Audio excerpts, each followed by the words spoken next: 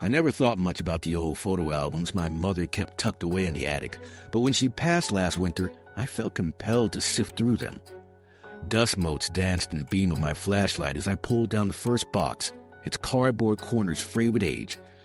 Inside, the photographs were faded, sepia-toned glimpses into a past I hadn't known. But what chilled me to the bone were the few empty pages that seemed to pulse with a sinister presence, as if they had something to say. One night, while poring over the images, I stumbled upon a peculiar photograph of a group of people gathered on the forest clearing. They were dressed in strange, flowing robes, their faces obscured by eerie masks that suggested something ancient, something that should have remained buried in the shadows. My fingers grazed the edges of the image, and an unsettling energy prickled my skin. I felt drawn to a singular figure in the corner, a woman with hollow eyes and a twisted smile. Her hand stretched toward the lens as if beckoning me closer.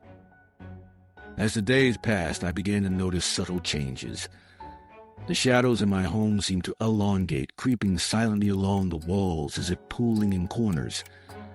More disturbing were the whispers I began to hear at night, soft and unintelligible, murmuring secrets I couldn't quite decipher. It was as though the very air around me thickened with fear, curling cold tendrils around my throat whenever I drifted into sleep. One evening, I decided to delve deeper into that photograph, passing hours on the internet researching local folklore.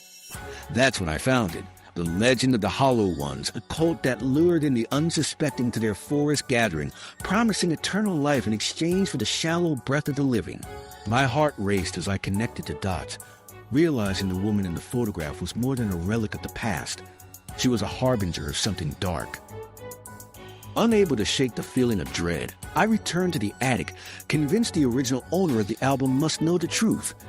Yet when I lifted the lid for a second time, that same photograph was gone, replaced with a single chilling note. "Come find us." As I read those words, the whispers intensified, wrapping around me like a shroud. I realized with a dawning horror that I had unwittingly opened the door to a darkness that still lingered, waiting,